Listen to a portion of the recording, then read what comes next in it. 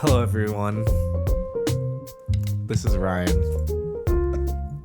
And that's my cue. This is Kevin. And we're the hosts of the show, Wine, Reel, and Print. We're excited because we have a really fun topic today.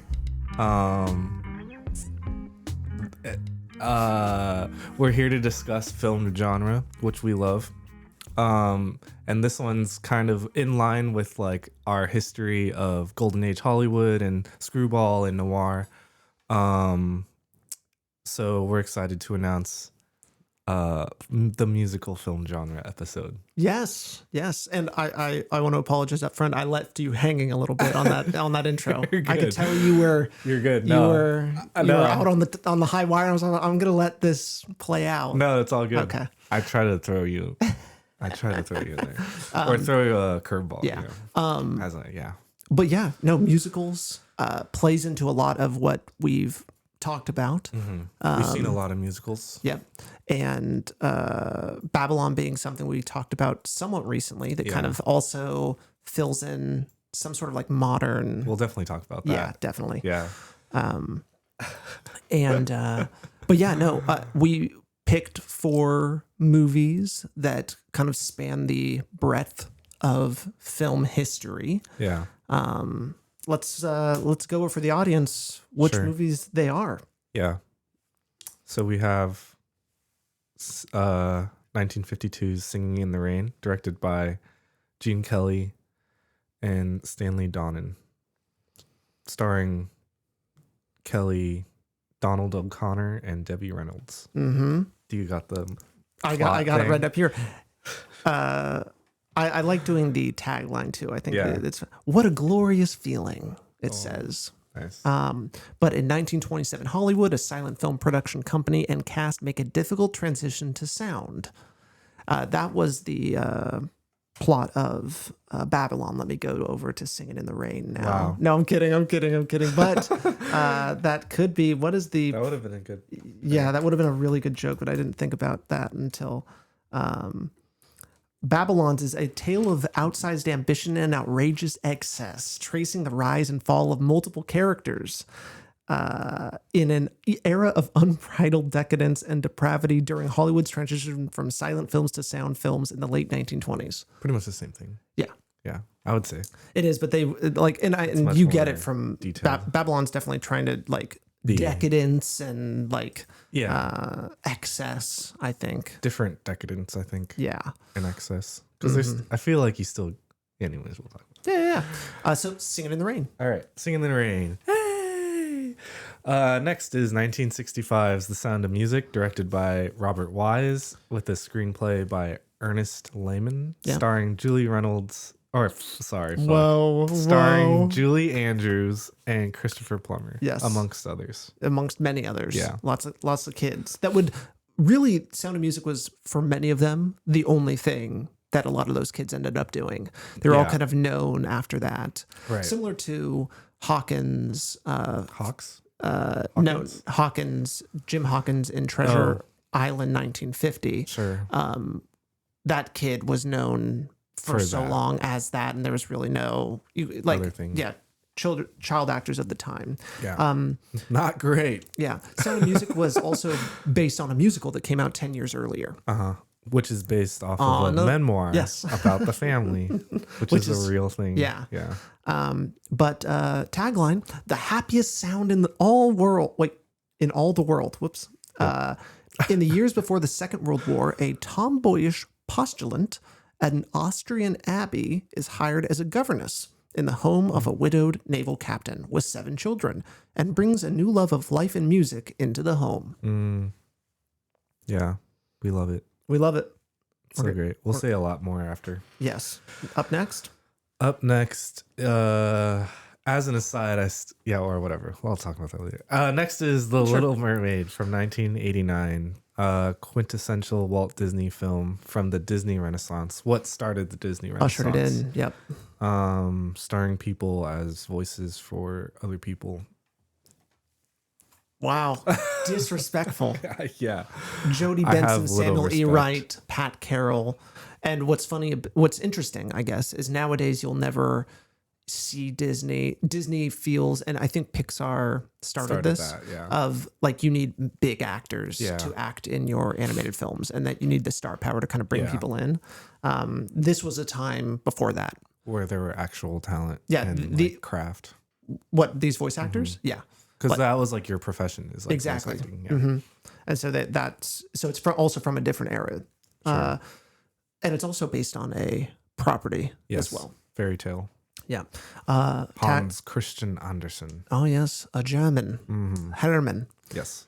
Somewhere under the sea and beyond your imagination is an adventure in fantasy. That's the tagline.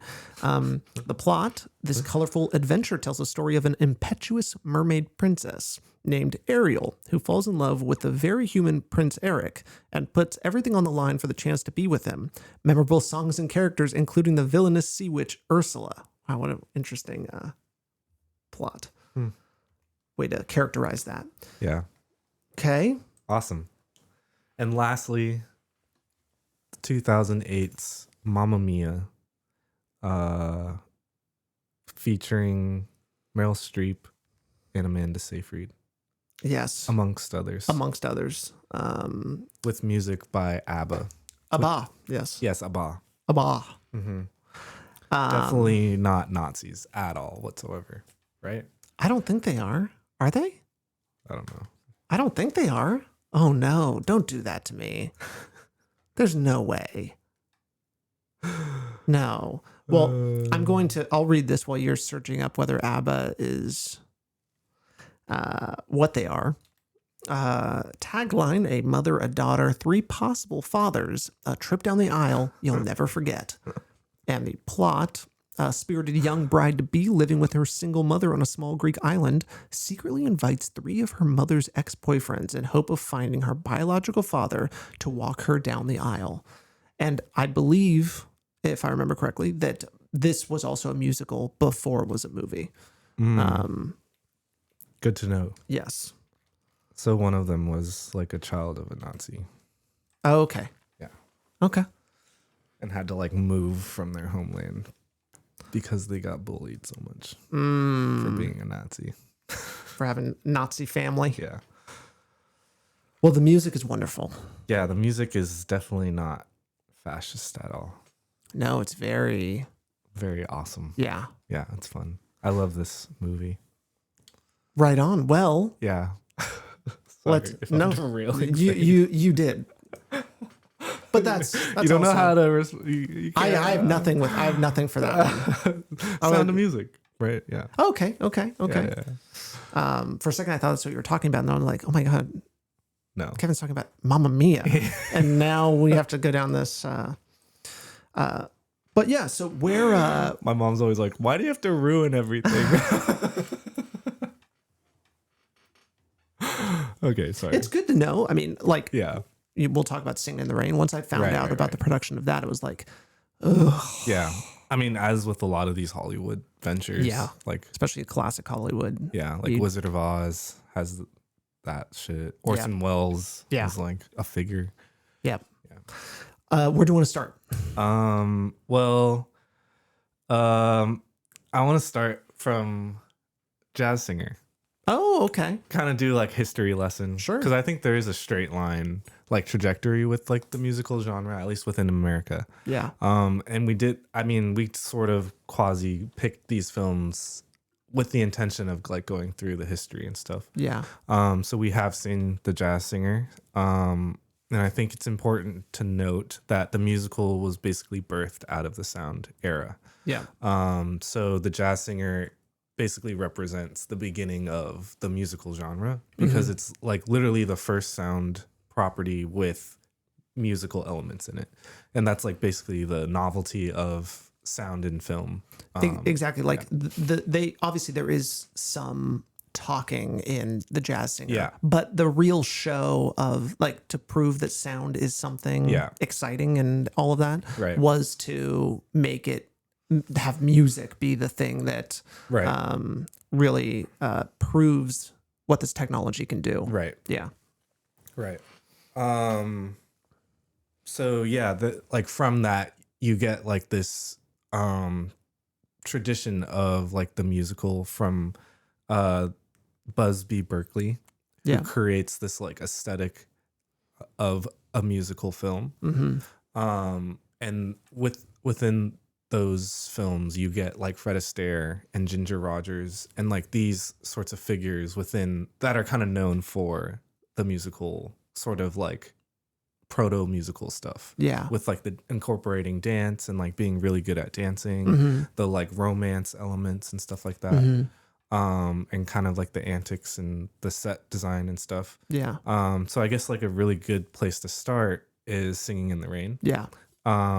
Because I feel like this movie, like I said, was like a 2-for-1 because it's commenting on that era of filmmaking.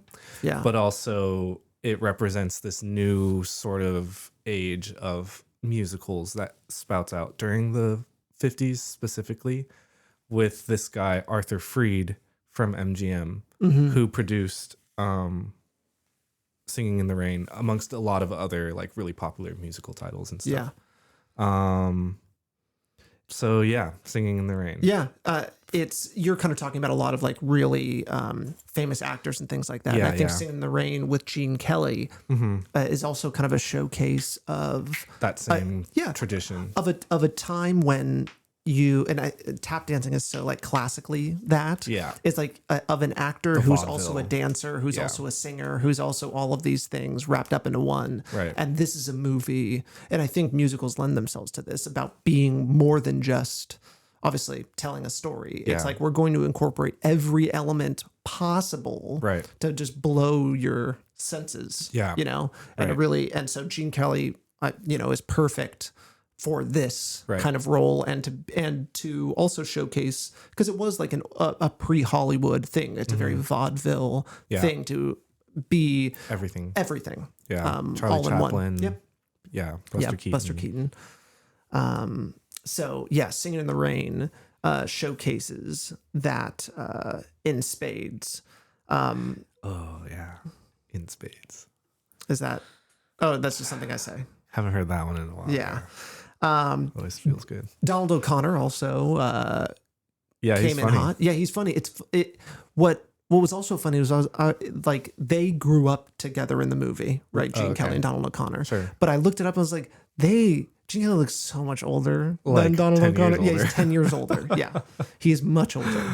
And that still happen. Yeah, I mean, sure. They were tiny little kids at the same time, and one was 10 and one was an infant.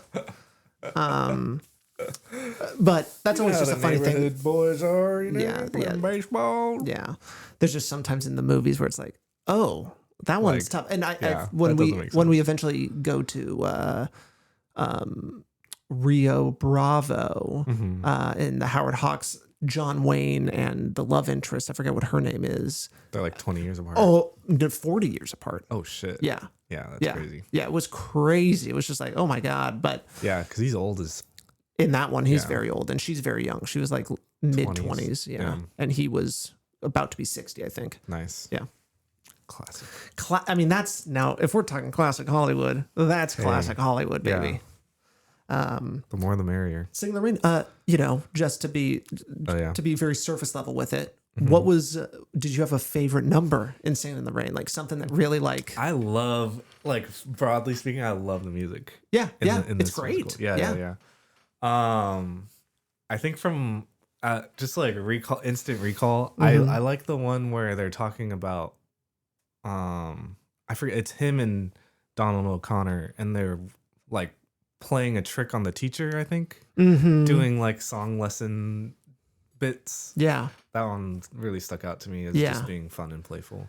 Yeah, it's funny how like the beginning of that, and I think that's also in it. It feels so Babylon. Like Babylon's really pulling from all of those early the antics. And stuff. Yeah. And which then was really cool. I love the rain, the like Singing in the Rain. Yes. Like it's so good. It makes me so happy. Yeah. Which is obviously. Yeah. Yeah. What there was also a scene in Singing in the Rain that I keep bringing up Babylon because as soon as I was watching Singing in the Rain, I was just like, whoa! It just feels like such a, and even La La Land, you can say too. Like Damien Chazelle is obviously pulling from it. Yeah, really inspired by Singing in the Rain. But there's a very similar scene, a microphone scene in Singing in the Rain, where it's like, all right, you got to talk into the mic, you got to do these, that sort of humor. Yeah. With going in and out of the box. Yes, and stuff. yes, which I liked a lot. That was a lot of fun. Yeah. And then I loved Debbie Reynolds a lot. I thought she was so fun when she was like in kind of the group of singers as well. I thought that was always a blast. Right. And then the Singing in the Rain numbers, obviously. Great. God mode. Yeah. Yeah. It's so good. Yeah. It's just so great. good. And then the lore, or at least I guess it's not lore if it's true. Or is it? I'm not sure what we define lore as nowadays. It kind of keeps changing. But Gene Kelly during that had a horrible fever during the Singing in the Rain scene. I think it was like 102 or 103. And so he is sick as a dog during that. His MJ flu game. Yeah. And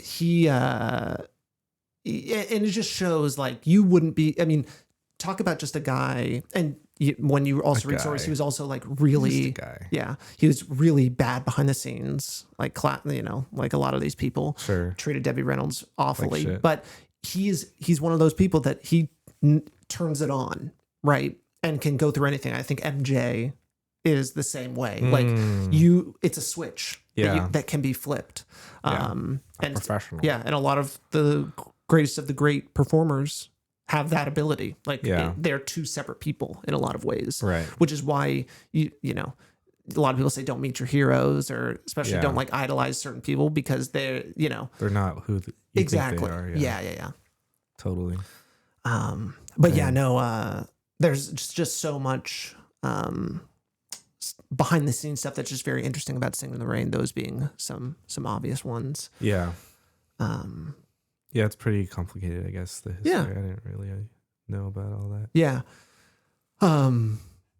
We love a meta movie. Yeah. A movie that is about Hollywood. It's some of my favorite things. And I think this might be a good time to kind of talk about, or maybe do you have a point where you want to talk about meta, the relationship between meta and meta movies and musicals, and where it kind of fits in your kind of meta understanding? Sure. Because obviously there is, I mean, this one, I think they're even looking at the camera multiple times and like breaking that fourth wall in this.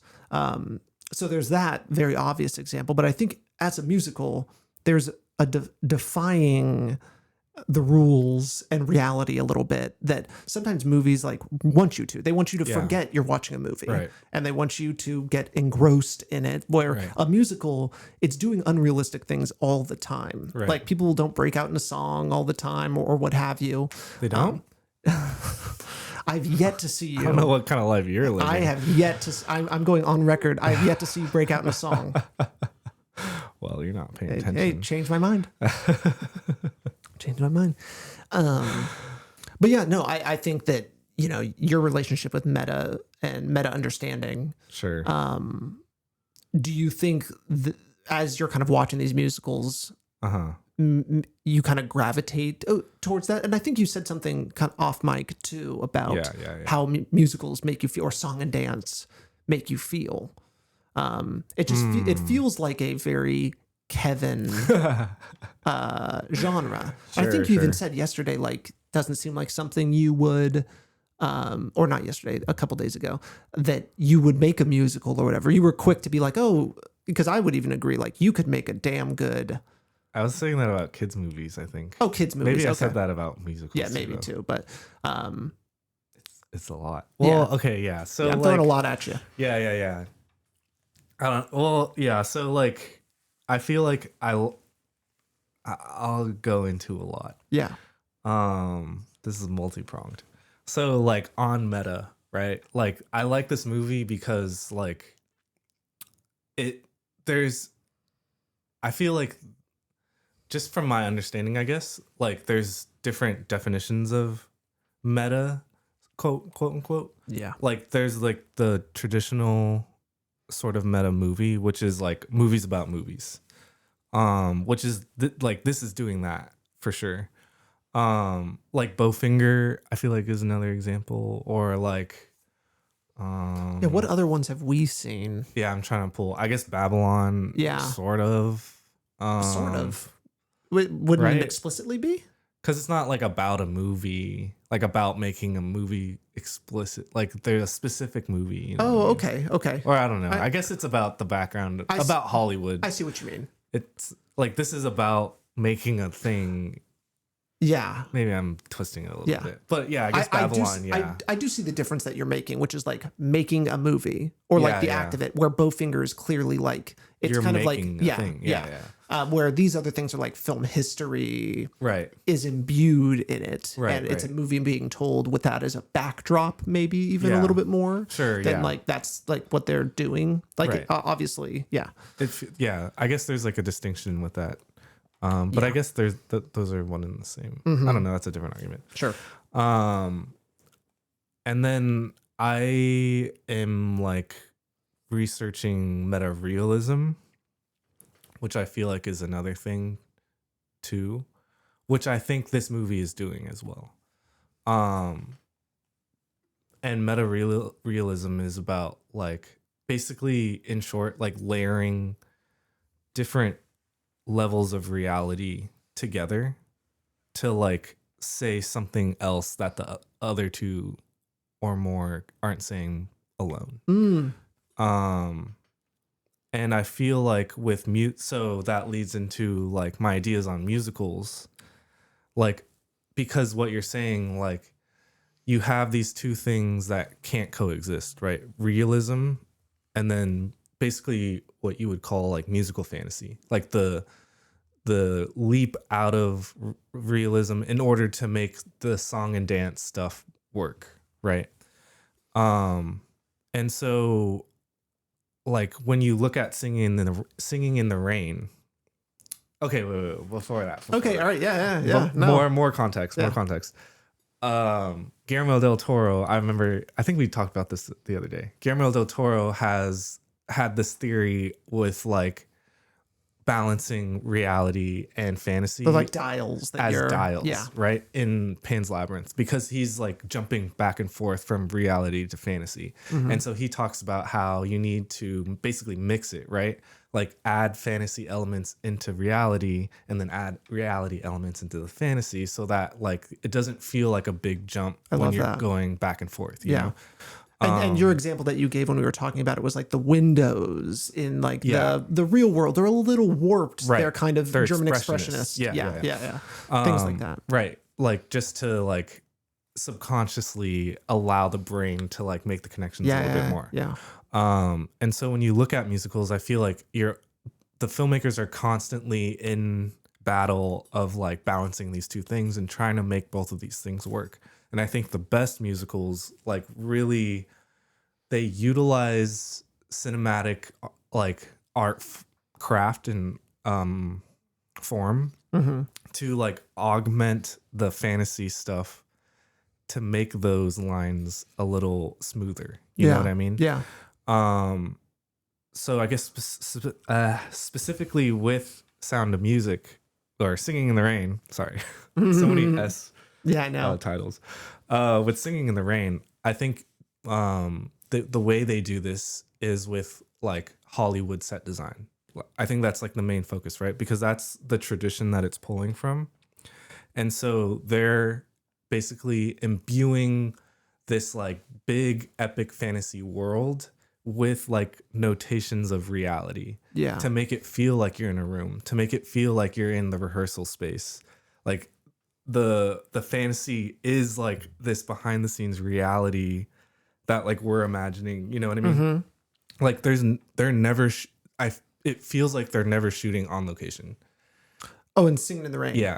Yeah. You know what I mean? Yeah. And so it's very manufactured. Right. So that already makes the song and dance work because it already feels like you're not in a real space. Yeah. You know what I mean? Yeah.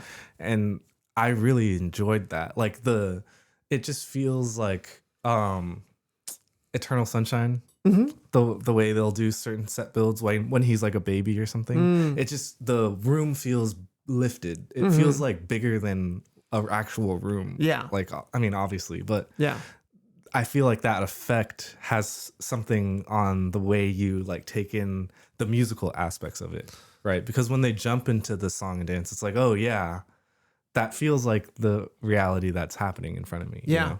And these and what you're talking about isn't necessarily what's the word? It isn't attached to musicals and musicals only, right? You're just saying like these In things general. combined together Yeah, become and I will say this kind of reminds me it wasn't a musical that we saw, but the Red Shoes feels like I was it just does a thinking lot about of that. these things just Yeah. without singing. Yeah. Well, it does this. I think it does this similar thing of like being the play and the movie at the same time. Yeah. And you're like watching it unfold. Oh, that's a good point. It's very, that one's You know? very layered. Yeah. Yeah. It kind of like is going back and forth between these two things. And you're like, whoa, what? Yeah. Like, Oh, and I forgot that is the plot of Singin' in the Rain too, is that they're making a movie and then they decide to switch it up, Right. What it's going to be. Yeah. right. Yeah. They're like, the movie is like what they're making. Yes. Like while you're you know what I mean? Yeah, like yeah, while yeah, you're yeah, watching it. yeah. It's kind of like an insane thing. Yeah. So awesome. Nice. But this, I mean, you really enjoyed Singin' in the Rain, right? I love it Singin' in the hits Rain. you right in the sweet just spot. like any like really good song numbers, the dance sequences, like it's just so fun and lively, and I think it does kind of express like a worker's kind of perspective in a weird way, like embracing your work and stuff. That I really enjoy. Yeah. Oh, nice. And then did you cry at all watching it? This one I didn't really cry. Yeah. But I have seen this like Have you? five plus times. Yeah. It had been a number of years since I had seen it. It's like a film school thing. Yeah. Yeah. But I think a lot of these are no, never mind. I'm taking that back. Mamma Mia is not a film school thing, and I don't even know if Little Mermaid is either. Mamma Mia is a film school thing. Really? I could see it being a film school thing. Yeah. At least in this context. Sure. Yeah. In the musical class. Yeah. But like history, like showing the trajectory of musicals. Yeah. I guess. American genre. Now you've done a little bit of thinking and research on this. What does Singin' in the Rain do to the film industry? Is there anything like because I know we'll talk about like how Sound of Music had kind of an outsized impact. Sure. And what it kind of did. And off the top of your head, is Singin' in the Rain, like obviously it was a major success. Yeah. I think it even won Oscars. So it was was resounding. Yeah. But literally. yeah. I don't know anything concretely. Yeah. But I do know, like, in the place of history, it's like it definitely represents the golden age of musicals. Like this is kind of the peak era, the 50s going into the 60s, with the aforementioned Arthur Freed and MGM kind of being the leaders in that regard. And so I feel like Singin' in the Rain, what I really like about it is it kind of represents this like inflection point in cinema history, because it's adding commentary on the beginning of film, and it's also like showing where the film is kind of going towards. Right? Musicals are really big and stay really big during this era, and that takes us kind of into the next movie that we're going to talk about, with like the popularity of this thing and like how much bigger it gets, basically. And just before we make the jump forward, I'll just say, as it usually is, I think there's a couple decades that go by and people want to look back and analyze and acknowledge what happened before. Because obviously just 2 years before this, Sunset Boulevard comes out, right? Which also does another thing. So there is also in the water of Hollywood is this analysis of silent films and what that means in this new transformation. And they're finally like sitting up on top of the mountain, looking back down at this. And that's an interesting thing that Singin' in the Rain does. Yeah, totally. Yeah, I which I really appreciate. I feel like we need that now. Oh yeah. Like some type of film that does that. Yeah, I'm trying to come up with what that is and what it's looking at specifically. But Like pre-computer movies. yeah, yeah. Or even just, I mean, there's obviously like the transition to Or video is an transition. interesting thing. Yeah, because digital cinema offers like the new cameras, the new technology, the access, and then also like effects. I feel like the computer effects, like changed a lot. Computer effects would be very interesting because we've talked about this before, but Boogie Nights is about the transition from film to video Sure. in the porn industry and what that did. Yeah. And that's just like to apply that to the Hollywood. I bet it's very similar. Like Sure. the people lose control over this. Now CGI, that's a totally different thing. That almost feels like it Is new. I feel like it almost like concentrates power. Yeah. Because it's so expensive to do. Totally.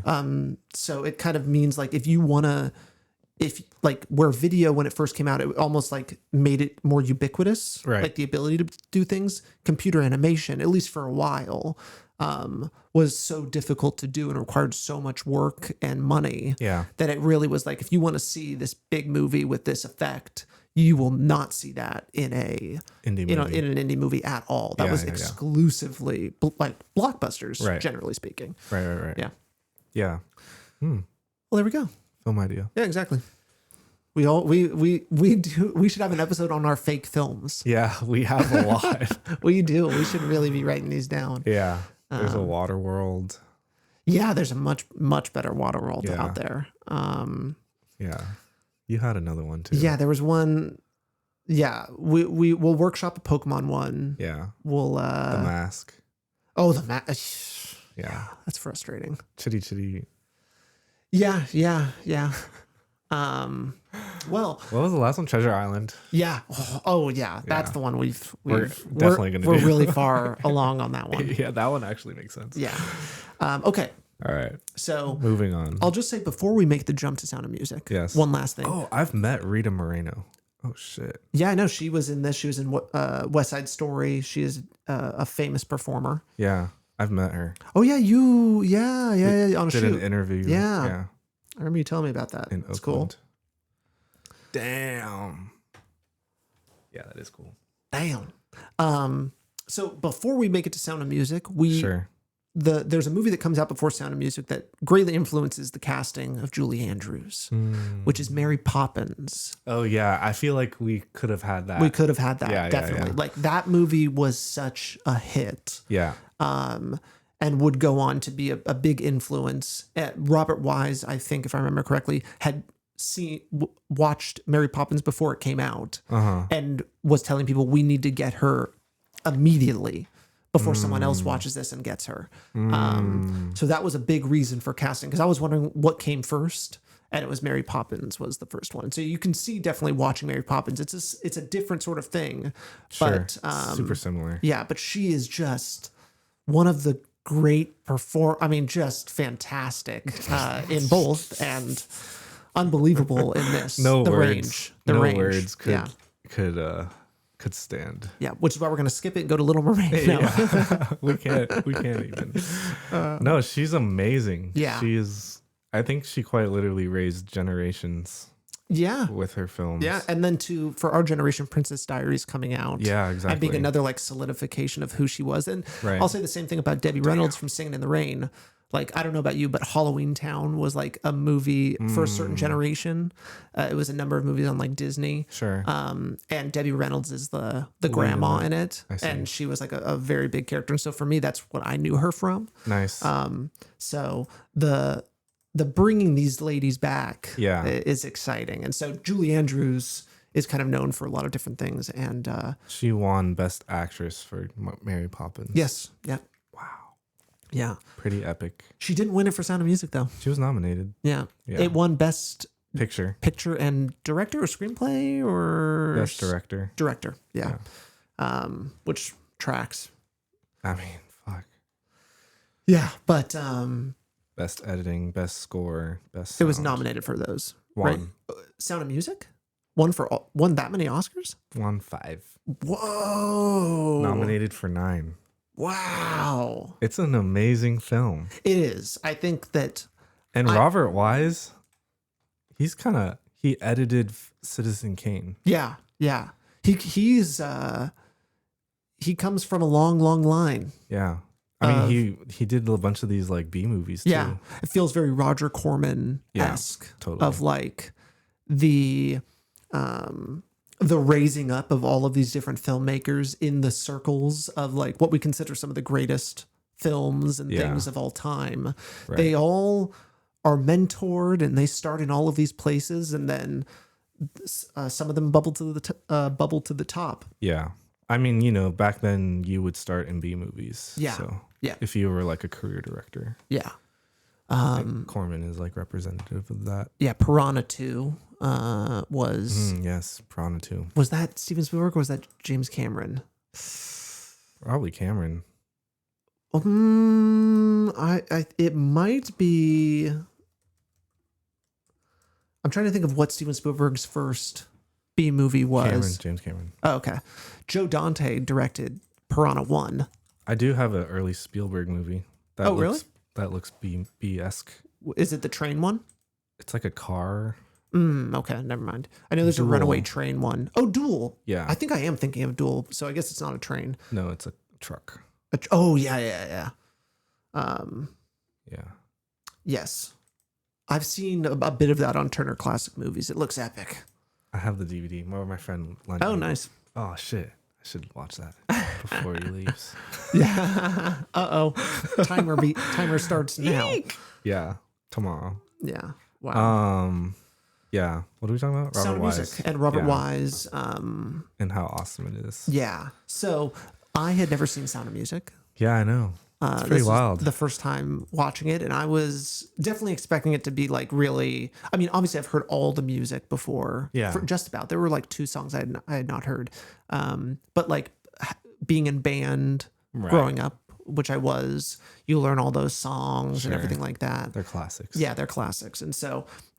But when they came on, I was like, oh my god, it was not what I thought. Like Do Re Mi, for example, went on so much longer than I thought it was. It's like and a whole it bit. It did all of these different things, and it used what was great about the songs in a lot of ways. They also kept the story moving Yes. too. It wasn't just like, all right, we're gonna stop and do a number.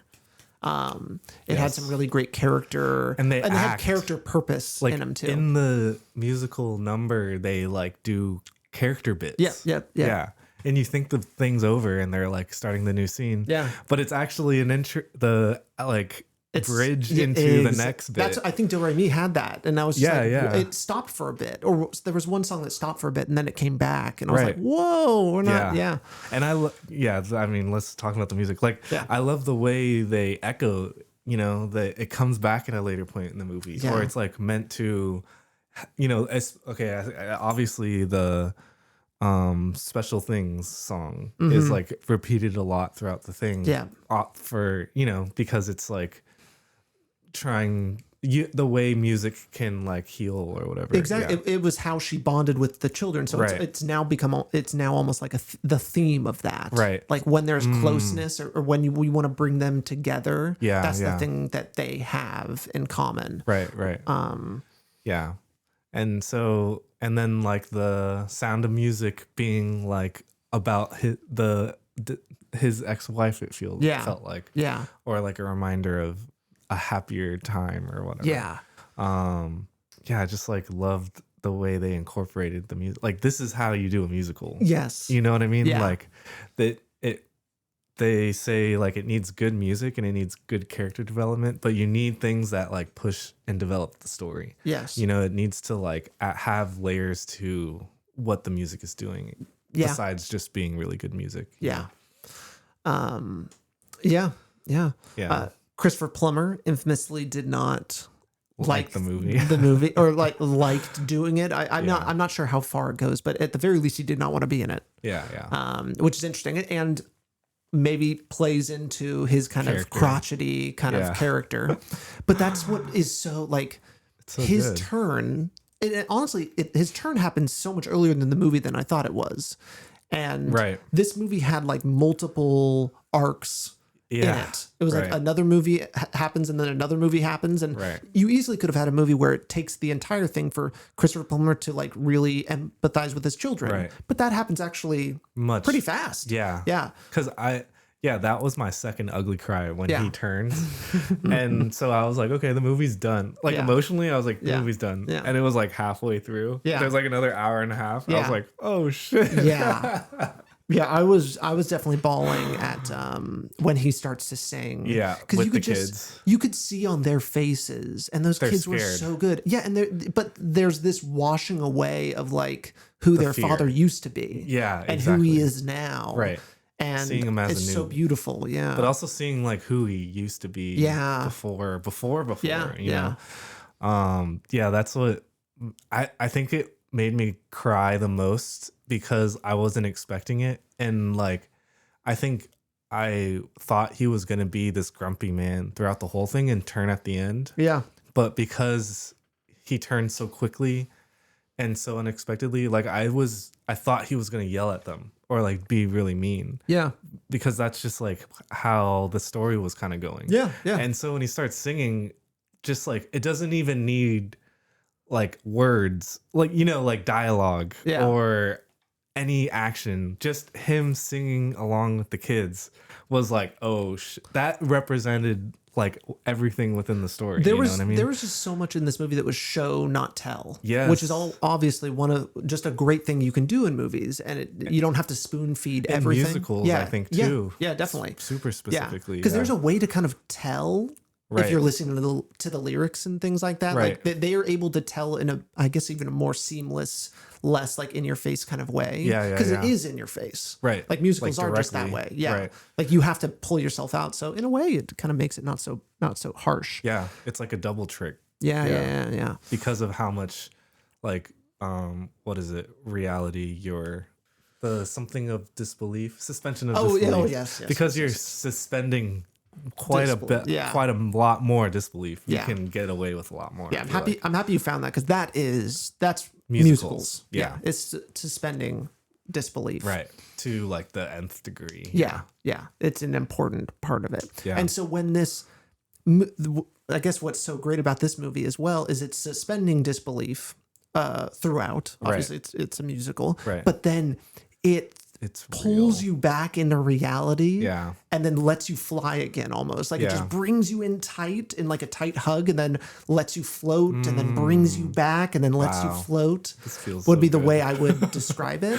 I totally get it. Yeah. Because no, especially like the scene where Christopher Plummer and Julie Andrews are, you know, falling in love and everything like that. And in the dance. Yeah. And, another one that made me cry. Yeah. Wait, are you talking about when they're in the garden, courtyard. In the courtyard, or are you talking about at the party? Oh, at the party, yes, yeah. Because there's also the like when they actually kiss and stuff in like the gazebo thing. But no. That one was amazing. Yeah, but when they first fall in love and then the Countess or whatever her name is, the Baroness. Yeah, the Baroness is watching from a distance. I know, that was so crazy. That was just also a great character thing for her to be there. That all that was so great. The way they edit those scenes are so fucking perfect. Yeah. You're just like, the like leveraging kind of point of view was just so great. Yeah. And it's like that's a show don't tell to me is like they don't even they can say like a really offhanded line that doesn't even directly say anything. Yeah. But it can like encapsulate the whole thing through the editing and the showing of the actions and stuff. And basically the whole like Baroness and what is his name? I'm trying to remember. Uncle Max. Uncle Max? Wait, no, not Uncle Max. Because that was a good relationship though. Yeah. Christopher Plummer's character's name, Captain Von Trapp. Oh yeah, Von Trapp. Oh yeah, there's Von Trapp. Yes. Georg. Yeah. The captain and the governess. Yes. They what's the word? Oh, like their relationship is there's so much happening under the water that isn't said basically till the very end. Right. And you could tell she's like desperately trying to connect and pull him in. Yeah. And he knows it's the thing to do. Yeah. But I don't think he even really knows what's going on in his own head. Yeah. He's just riding the wave and feeling it, but knowing he can't never acknowledge so many of these things. Right.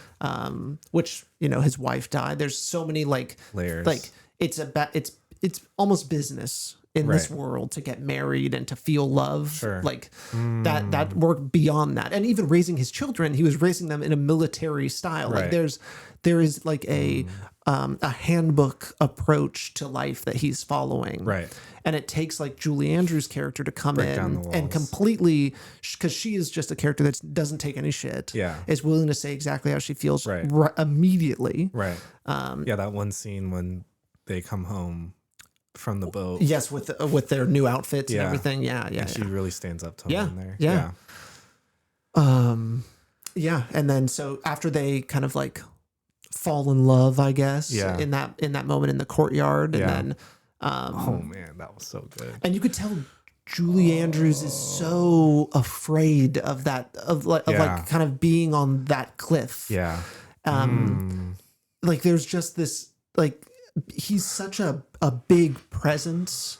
Yeah. And there was just something so beautiful about this kind of unsure feeling. And I think any of us that have felt what it feels like to be in love or any of these things. Like, is it the right thing to do? Yeah. It's just like, it's so scary and raw.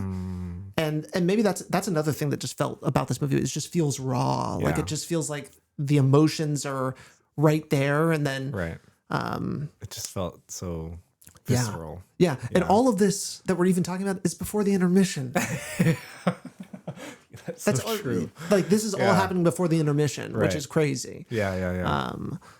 And this is like the midpoint of the movie. Yeah, the midpoint of the movie is her leaving and going back to the monastery or the abbey. To kind of move it along from a narrative standpoint, I really enjoyed that bit when she goes back and talks to the whatever nun. Yeah, the head nun. Yeah, the head nun, and then that song that she sings. Yeah.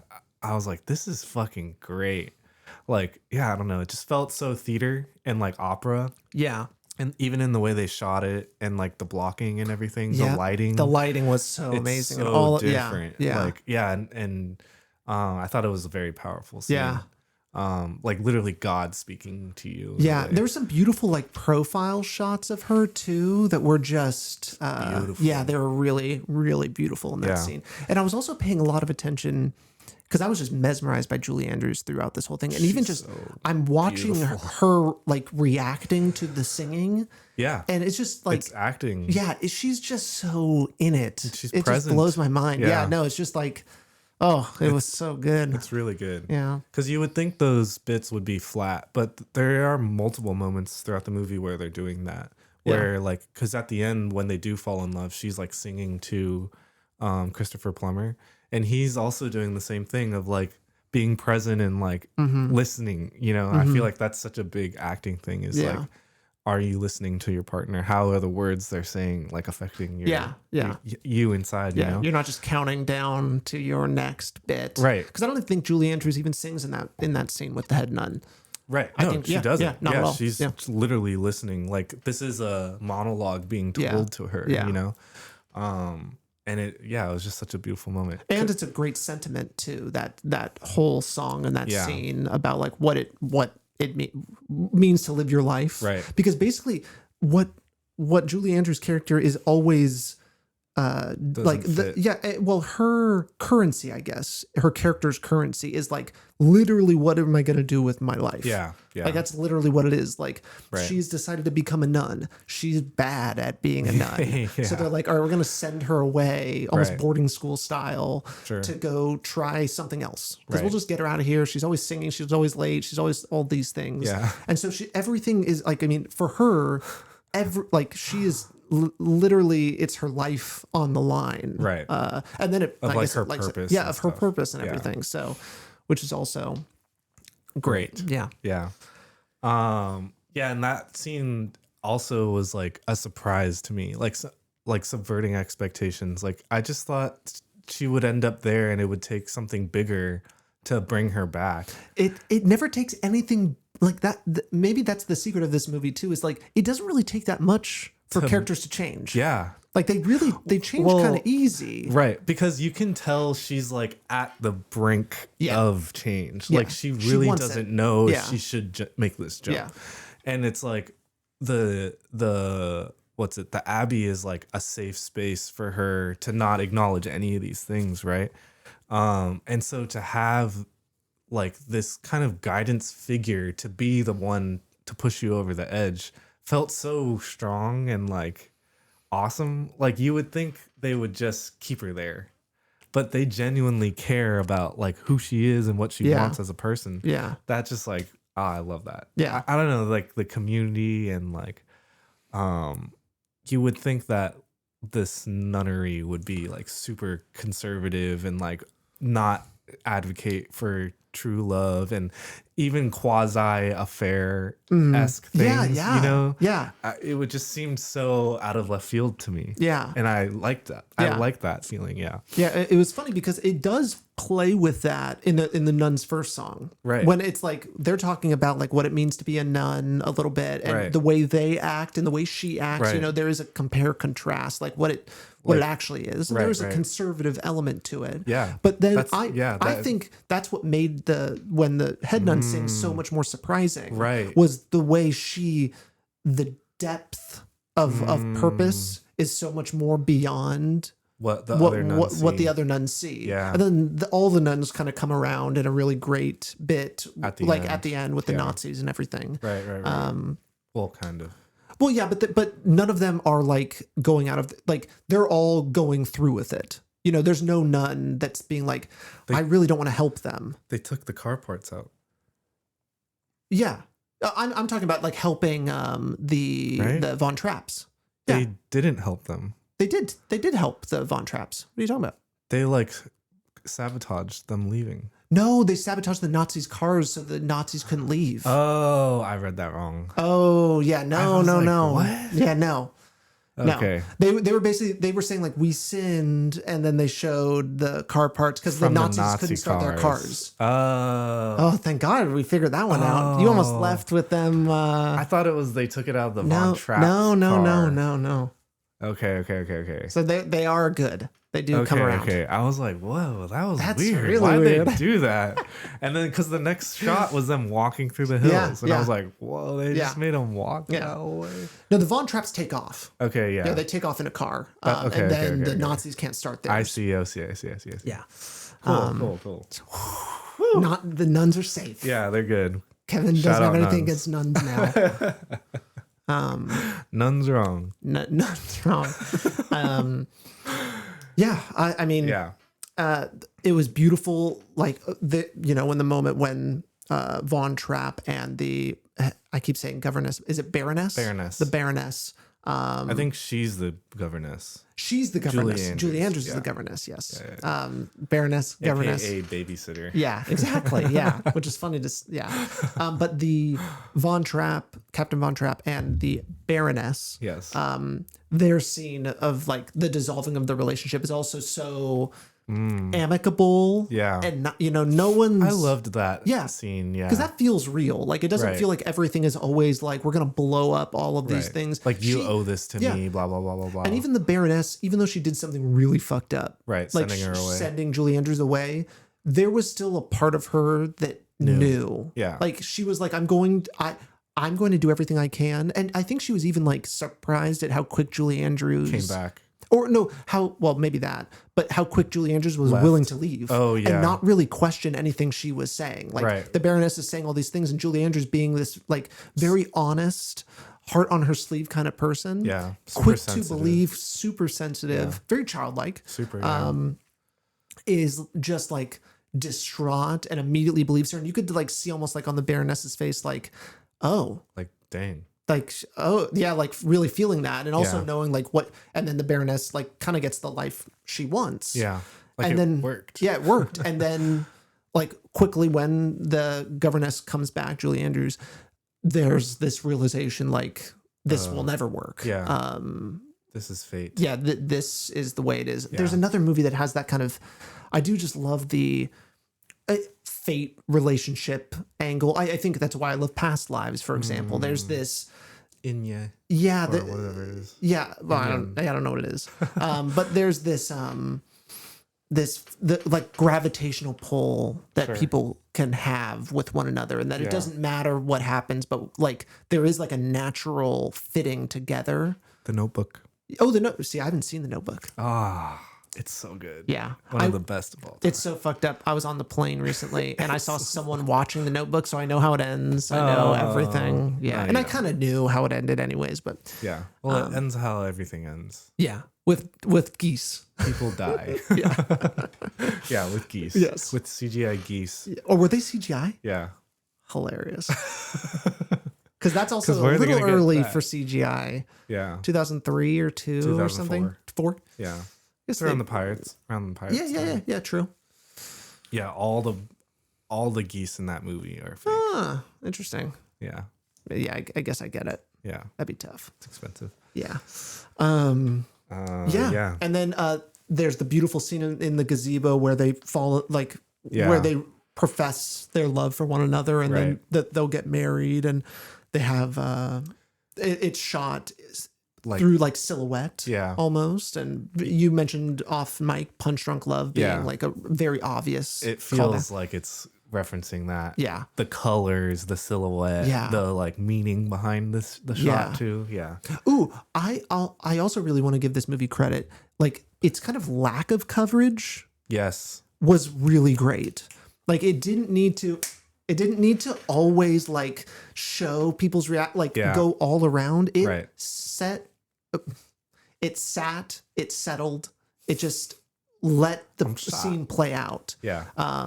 Yes. And that's something I really noticed it in that scene, where it was just like it held that shot for a while. Long time. Yeah. Because it does a thing where like they're holding hands but not close. Yeah. And then she steps in and then he steps in. Because for a second into the frame of the gazebo. Yeah, because I was like, for a second I'm like, the camera's not centered. Off. Yeah, I'm like, it's not right. And then she steps in. I was like, I wasn't even expecting. Oh my god, it was just like that beautiful. wasn't even the shot. Yeah. I realized like, now is the shot. Yeah, exactly. And it was perfect. Yeah, and that being so representative of their relationship throughout the movie too.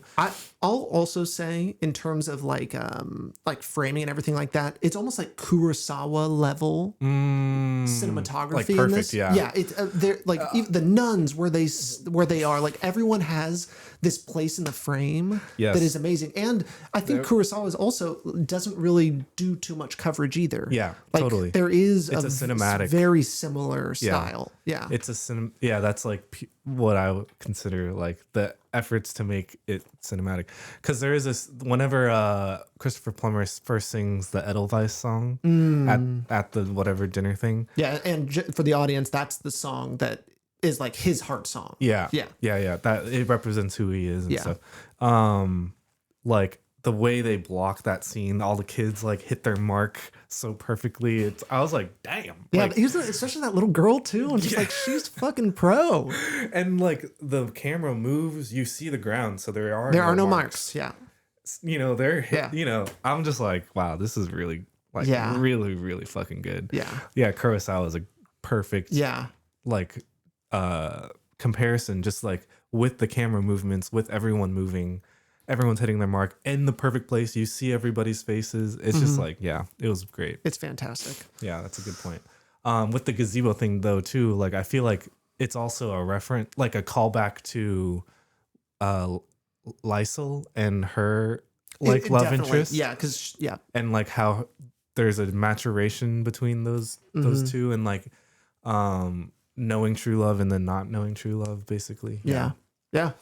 It's in the same location, and obviously one was would never work. Right. He was a child. He became a Nazi. Yeah. Which is that's a big red flag. Yeah. Literally. Yeah. All right.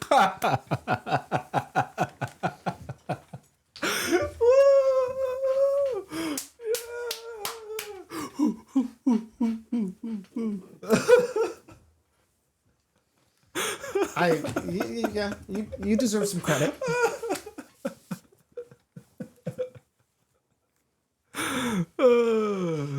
Nice. Oh, hell yeah. Yeah. I'm proud of that one. On that note, Yeah, let's talk about the last third of the movie. Yeah. Now we've made it to the last third, and we still have 2 more movies to talk about after this, which is crazy. This felt like a movie. This is like one that really deserves its own episode. We're basically time wise giving it 250. Yeah, which makes sense. Yeah. Wait, no, Sound of Music isn't. Isn't it? No, it isn't. No, it isn't. Oh, Singing in the Rain. Singing in the Rain is. Fuck. Isn't that insane? This should be 250. It kind of blows my mind. I think because it's a Disney movie, does it get a bad rep? Maybe. Oh, it's not Disney. Yeah. It's not. It's Fox. 20th century. Yeah. Fox, which is Disney now. So Disney does own it. But at the time, no. Yeah. Wow. Yeah. I think it just, because it's like a musical. And kids watch it really early. Like it's so children's movie, in the way theory. it's kind of like given to the masses. Sure. Like marketed. Yeah, marketed. Talked about. Yeah. That everyone has, in some ways, has seen it. Right. But I don't think they've taken it seriously. Seen it. Yeah. You know. Yeah, this is like top 250 level material. Hits everything. Yeah. Hits everything. All the things that we talk about. Yeah. This movie's doing. Yeah. Like the grief, the children, the epic, the political stuff. Yeah. Like it's everything. Yeah. And it tells it in a very unique way. And I think in if we're talking about like those multiple arc things, that's telling story differently. Right. That's finding a totally new way to do it. It's like a PS. Yeah. And you're like, whoa, okay. And it's not like extraneous, you know? It doesn't feel like too much. Like everything makes sense and is earned. And like even with the Nazi thing, you could make an argument that it comes out of nowhere, but it kind of does a little bit, but it's simmering throughout the whole movie. Yeah, like they're mentioning it, they're talking about it. They never say Nazi until like the very end. Yeah, but it's like it feels like it's coming. Yeah. You know, you can slowly hear the thing coming in. Yeah, they're like mentioning it to each other. There's a few drips. It does feel like it relies on you a little bit to know the history of World War II and stuff, which obviously people back then really knew, probably even more. But I like when films are subtle with that. Yeah, like they're not spoon feeding all that, because it does feel like you have to like pay attention. Yeah, and like understand, like engage with what is happening in the dialogue. Read between the lines. Yeah. I agree. And once our beautiful family has been created. Yeah, it's finally happened. That's when basically when the Nazis come in. Something has to challenge the stability of that. Like something good happens, and then we gotta fuck it up somehow. Something good happens, we gotta fuck it up somehow. Right. And so then the perfect movie. Yeah, exactly. And then so the Nazis come in basically in the last third. Yeah. And we have a really great dynamic. I mean, that forces like the family to prove that they're a family and to come together, because there's always been this, we didn't even talk about this, but Christopher Plummer's character, it doesn't like singing. Yeah. Doesn't like his kids singing in public. Right. That's something he's said since the very beginning. Even after Even after they engage with singing as a family. That's the one thing where I thought it would take the whole movie for him to like his kids. Or relate to them. It actually, what went through the whole movie was him not singing, not being open to his kids singing in public, to not having that image. Like that was something that was never, what's the word? Never like fought against. Like it was something that was never. Oh my god. Negotiated? Not negotiated, but nothing ever went at it to. Prove whether it was right or wrong. Sure. Is what I'm saying. There's a really good word for it. Confronted. Yes.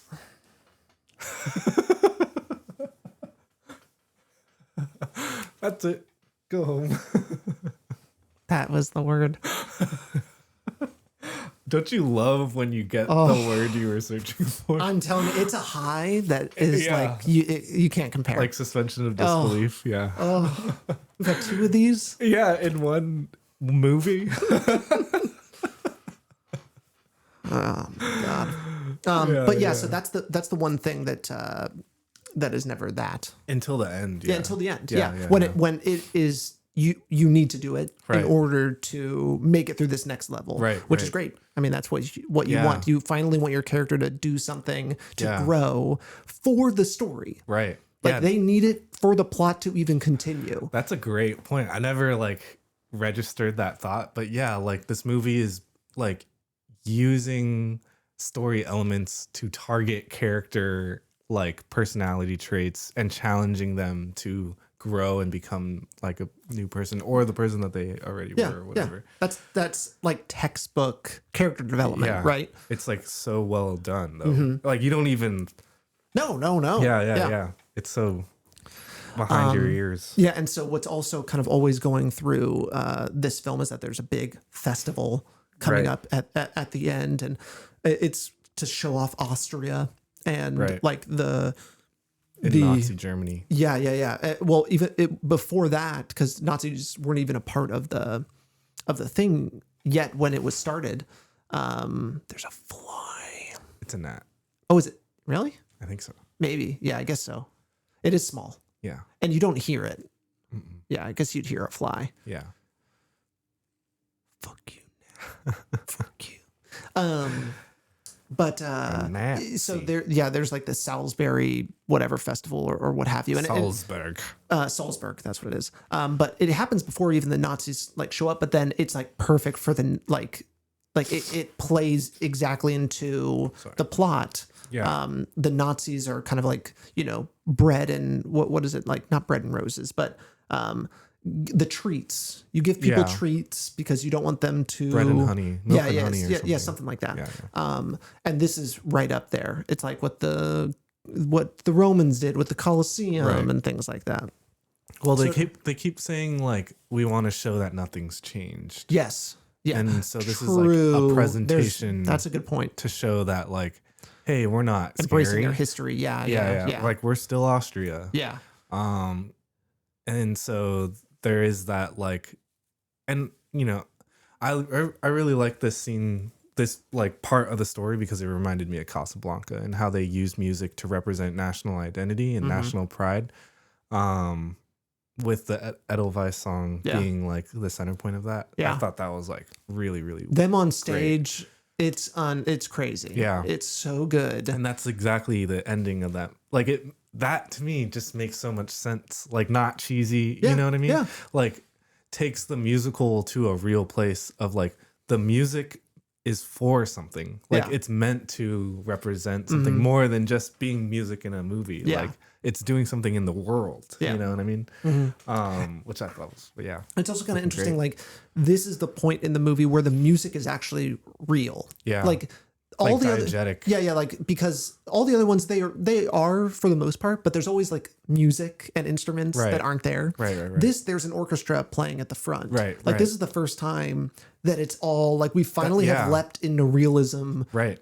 Completely now. Like now it's part of this like world more than the story. Yeah. And that is basically the end of singing in the movie. Right. Is that.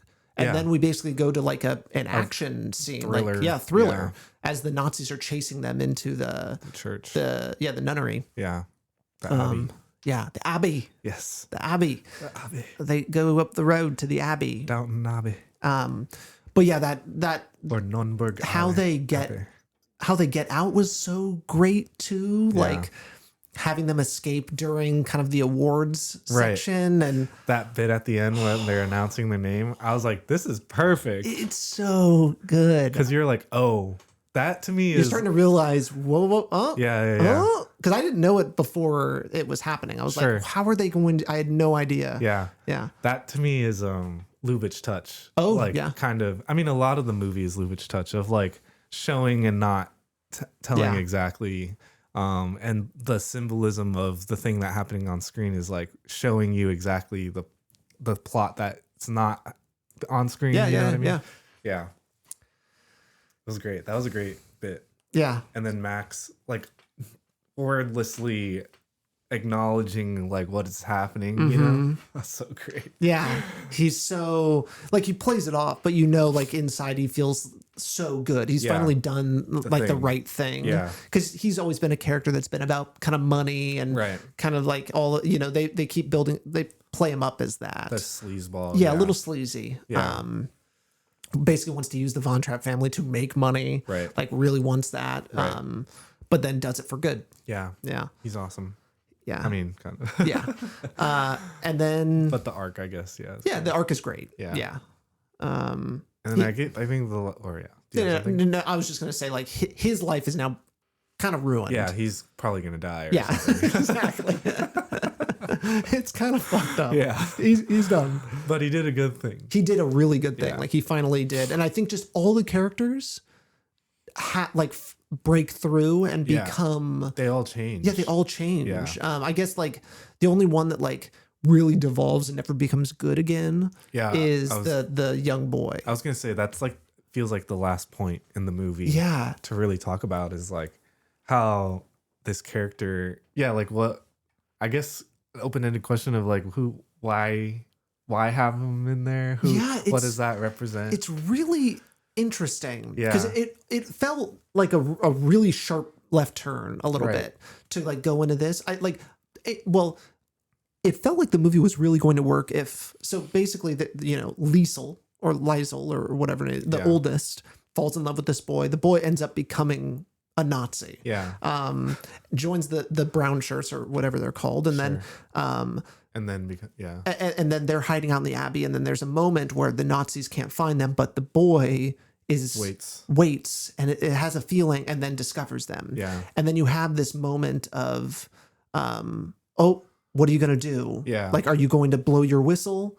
Oh, I guess Treasure Island has that. Right. With like Jim all, Hawkins. with Jim Hawkins and John Silver, which is a great moment. Yeah. Everything's kind of on the line. It's just like this thing there's so much you can show, not tell with that moment that's just bringing the whistle closer. And then, there's just so much good stuff you can do with that. Sure. Yeah.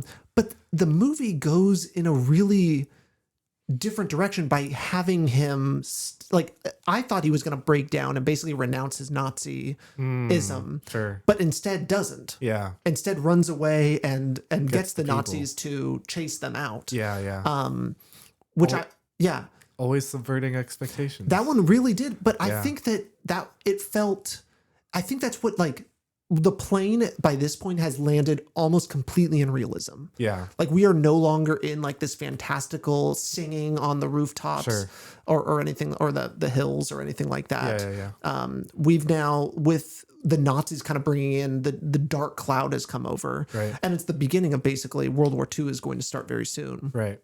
So the world gets worse after this too. Yeah. Like it's almost like an acknowledgement of that. Like there's an honest truth to what and it's also like all the other characters, like we said, are kind of easy to change. Right. Like at least some of the main characters, but wouldn't he be easy to change too? Because he devolves so quickly. You'd think, but there's something. No, but he did change. Yeah.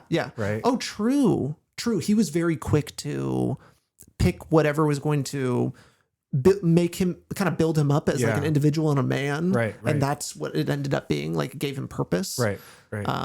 Because he was like, and it was like Christopher Plummer's fault in a way, like kind of drove him away a little bit.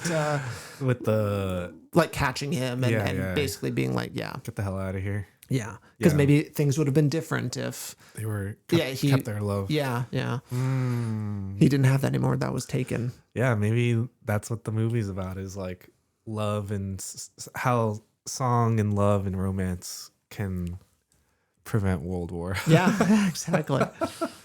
Maybe if they had sung to him right there at the end, maybe that would have changed him. True. Yeah.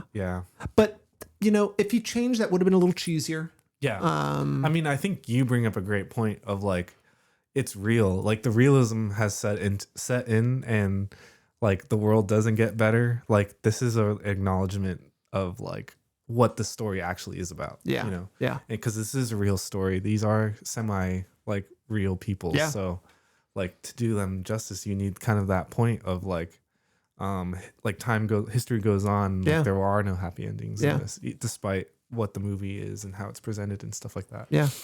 Yeah. And I then think that's a great reading. Yeah. And then the the ending, they escape. Yeah. The nuns, like we finally were able I've to. sinned. Yes, I've sinned, and then they show it's a great, hilarious thing. Yeah. And finally, levity is back. Yeah. In the film, and the Flying again. Yes, we're flying again. They're up there. They've climbed into the mountains. It's called back to the beginning It's too. called exactly. It's like the first shots. Yep. And it's just beautiful. You finally the sun's out because all the bad Nazi stuff is happening at night basically too, which is great. Great imagery. Yeah, because then you have the family together. They're now escaping. Yeah. We once Feels they escape, godlike. it does, Yeah. and we're like, once again, with coverage being so simple, Yeah. we're not seeing them like look at each other happy or anything after they escape. It's not a cheesy It's done. bit. They run away and we never see a close up of them ever again. Yeah, it's all wide. Yep, it's all wide, and it's just it's them driving the car down the street and them walking in the mountains. Yeah. It's so good. Yeah. This is how you do a movie, folks. Oh, it really is. And I just wanted to mention that there was another movie that we've seen that has a similar ending. You were able to guess before the recording. I did. Eureka. Yes. Also a movie that's not in the top 250 anymore. I know. Sadly. We need 3,000 more people to watch it. Yeah, exactly. Yeah. But there's the family on the hilltop, like kind of imagery that from a really far distance, like just, I don't know, there's just something interesting that I want to keep chewing on that. But I just realized that felt like a very similar shot. It makes me think of Hand of God from Paulo something. Or no. I forget who it is. Mm-hmm. I thought you were talking about literally the Hand of God that's in what's that movie? Into the Mist, or what was the Landscape of Mist? Yeah, Landscape in the Mist. Yeah. It has a similar scene in this one. Yeah. Paolo Sorrentino. Recent movie from 2021. Oh, okay. But there's like a helicopter shot that like flies into the city, and it's like the opening shot, and it feels very like godlike. I feel like there is something with like the helicopter shot representing something godly or like heavenly because of the angle, the sky down angle. Yeah. So yeah, I think there's something there. Yeah. Yeah. Because like 8.5, or there's a Fellini movie that has another thing like that too. Yeah. Yeah. Wow, we talked That was about like an hour Sound by of Music itself. so long. Yeah, that was insane. It was great. That was That was the highlight for me in Yeah. this whole thing. I like accidentally watched it last, and I was like, okay, that was a good accident. I Happy watched mine last too. Oh, really? Yeah. On purpose or just because? Yeah, no, because I was like, it's long. I'm just gonna get these other ones out because I had a little more time here and there. Right. Yeah, I was able to fit the other ones in because they were a little bit shorter. Yeah. But this, I was like, all right, I'm gonna save it for a weekend when I've got some time or something like that. Yeah. And then boom. It worked. Yeah. Yeah. The writer of this movie also wrote Who's Afraid of Virginia Woolf? The writer of Sound of Music? Whoa. And Sweet Smell of Success. Oh, what? Wow. That's awesome. That's just so surprising. What a slew. Yeah, right? Isn't that crazy? That is really crazy. Also wrote Sabrina, North by Northwest, and West Side Story. Oh, okay. So like one of the greatest writers of all time. Yeah. Got it. Got it. Okay, now it makes a little more sense. Yeah. Okay. Yeah, it's just like banger after banger after banger. All right, we got to move on. All right, yeah, sorry. No. Don't say you're sorry. We're going to go to your favorite of the four, Little Mermaid. Yeah. Well, yeah, okay. So we make this jump. Oh yeah, my fucking review. Yeah. For the musical genre history context, I want to briefly mention the 70s and like this bridge. So The Sound of Music, basically after The Sound of Music, we see a shift in the industry. So The Sound of Music was like an okay to studios to make these really big, gigantic budget musical epics. And a lot of them were not successful. So Hollywood lost a lot of money, and that was kind of one of the main factors that led to the decline of musicals. Alongside the ending of the Hays Code, which basically ended the Golden Age Hollywood film. And then the advent of like more indie style realism from the French New Wave, and then in the 70s, New Hollywood. So there was a need for a newer kind of aesthetic that didn't fit the musical. Yeah. So all three of these factors lead to a decline in the genre.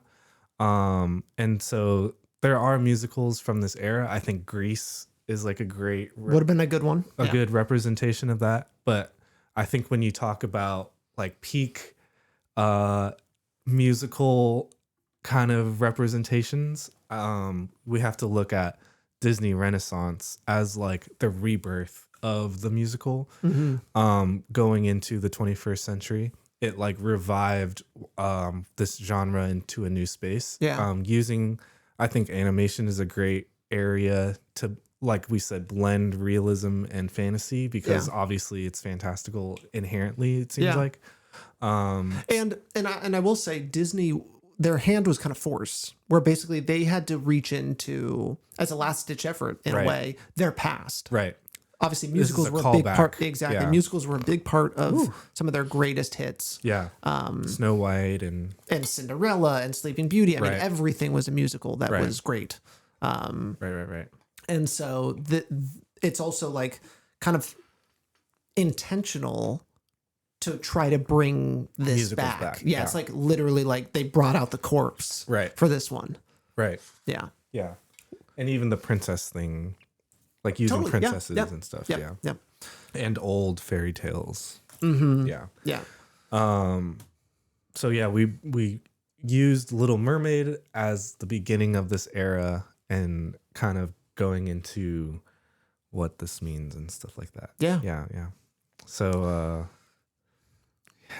So Little Mermaid, I'll just say, like, for me, it was remarkable to have seen some of the movies that we've seen. We've the animated movies are starting to creep up. That we're doing seen. A lot of animated work. Yeah, it turns out we had kind of like told the universe we needed to get some. And now we're getting a lot. Way.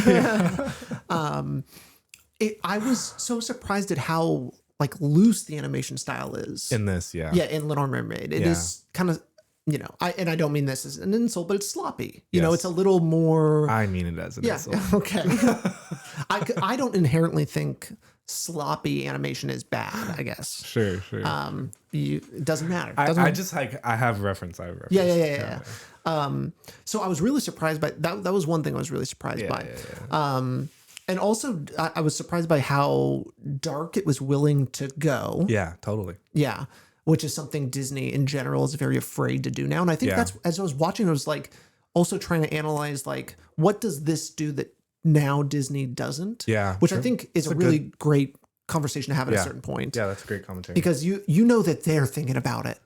They're fucking time. Yeah, they're like, what do we have to do to make this work? Yeah, to have another decade of amazing things. Sure. And so they try with all, what they think is the right sauce, which is like music, a princess, these talking animal character, but it's more than that. And so I was watching it thinking about what is that? What's that thing? That is in this hypothesis. Nothing, or what? We need to watch more. I do think we need to watch more. So maybe that's part of it. But I think my initial thought is the sentimentality that it's willing to have, that it's willing to have characters like fall in love and, which, I mean, I'm not saying they don't do that now, but I'm just saying like, that's a really, there's that like life and death is happening. So it kind of just the stakes are a little higher. Once again, I'm not saying like why children like it more or less or anything. I'm just saying like why I think this movie has a lot of really great, or like has a lot of the ingredients that can make a really great movie. Sure. That it's not just like, all kind of fun and games and everything like that. Right. But yeah, no, I think it also like if we are to look at like what would end up being the Disney Renaissance films, you can look at this and be like, okay, we can see what the formula was. Yeah. The sidekicks, the adventure, Yeah. the love interest, all of these things, the musical numbers, the really bad evil guy. Like they're always really bad and evil. Yeah, like and that's they're not their afraid. prerogative. Yeah, it's just to be evil. Yeah, but it's better than a Pokemon movie in my opinion, because those ones feel like Ursula is way better than I as a would, character. As a character. And maybe that's also to say that as a villain as well. Right. Like design, her voice, what she's trying to do. I thought it was more interesting than any. I mean, maybe Pokemon 3, but I certainly liked her more than Mewtwo. So, but we get a long line of. I don't know if I agree with that. You can jump in at any point, and I'm curious. Yeah. I mean, I'll agree with the design and the voice, like as a character, cool. But I think story-wise, I think Mewtwo's a better storyline. Yeah. And I think Pokemon 4 is like a good comparison of like character intent. Yeah. Of just like, okay, we're gonna like take over the ocean. Yeah. Yeah. I don't know. Yeah. At least there was like in Little Mermaid, like there was like a rivalry between these two characters, like between King Triton and Ursula. Like there actually was a relationship, and it's alluded to what it was before, like Pokemon 4. And I see the comparison you're making. Yeah, that guy comes out of nowhere and literally has no purpose. Sure. Like it'd be like if Ursula had nothing. Like, but what I think also makes Ursula better is that she does like what she does as a villain. Also, is like. It knows exactly what to the right things to twist and to move, like way how to threaten. It's not just like we're going to blow things up and we're going to get it. It's not like a Marvel villain. Like I'd say strategy. Like Marvel villain is like it actually has character things. Like it's about beauty. I mean that's what it's about like knowing what the protagonist wants exactly and like, targeting that. Yeah. It's just writing, I guess. But no, you're right. Yeah. So I'll say it's a little better. If I can just get you on the record, a little better than Pokemon 4? Almost. Yeah. Still, that's such an insult. That's crazy. That is such an insult. For anyone that, It felt not good to me. Yeah. The entire movie? Like, it just felt like in the writing, it didn't feel that good. Yeah. What are your thoughts on the Disney Renaissance as a from a film perspective? Do you think they actually like do interesting things, like have interesting things to say, or I think they're pretty basic? So I guess my long-winded answer. I think there is a mark of excellence that I think I hold a Disney movie to, specifically with like aesthetic. Right. And I guess story. And you're saying like Disney Renaissance created that for you? To me, it's Bambi and Snow White. Oh, okay. Okay. And like the beauty of the animation. It's like a painting. You know what I mean? Literally. Like that is the standard that these movies kind of have to live up to, right? And so when I watch this, I feel like like you said, the animation is not good. Yeah, it's sloppy. It doesn't. It feels, Yeah, it doesn't. To me, it doesn't hold up to that Disney quality. So that like takes it a mark down a lot. It feels very. We've mentioned that TV movie. No. What's the other guy? Bluth. It's very Bluth. I think it is like maybe that's what it. Yeah. I mean, obviously he wasn't involved in Little Mermaid, but like that's kind of like the animation style. Yeah. At that point, there was just like a lot of shots where I was like, oh. Yeah. The way the characters moved, it was like, why does her face look like that? Yeah. And that was just kind of off-putting. And I think story-wise, like it didn't feel as like adventure-y, or like it didn't feel like it was taking me somewhere, you know what I mean? Yeah. In the way that I think these movies do.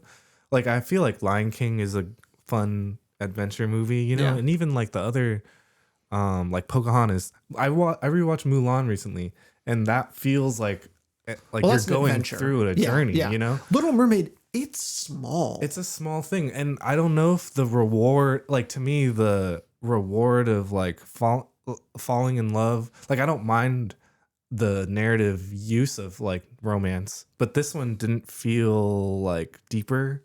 You know what I mean? That is the plot, the everything, the conflict. Right. It's all because the whole point is that she needs to fall in love. She needs to fall in love. Yeah.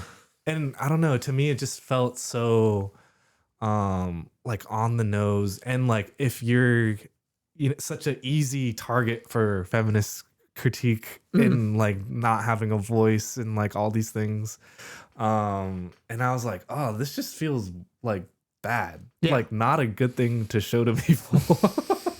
It had different values. Definitely different values, but I think it just felt like it had a weird like feeling after I was watching it. Like after she goes onto land, I was like, I forget this is like the whole movie. Like I forget this is like basically the plot, and I was kind of like they don't go anywhere else. Took the air out of the tires for me of like what the movie is, and like the music numbers are awesome, and like I think make up for a lot of that other lackluster stuff. But it's like basically a pitched tent where there's no like structure. It's just the songs, and like everything just like drapes off of that. Yeah, you know what I mean. And so, I to me it didn't really work in the way I remember it, or anything like that. And to also say, I don't think the songs maybe ever like have the character change from the beginning of the song to the end of the song. Right. Yeah, exactly. They are musical numbers. Right. They're not really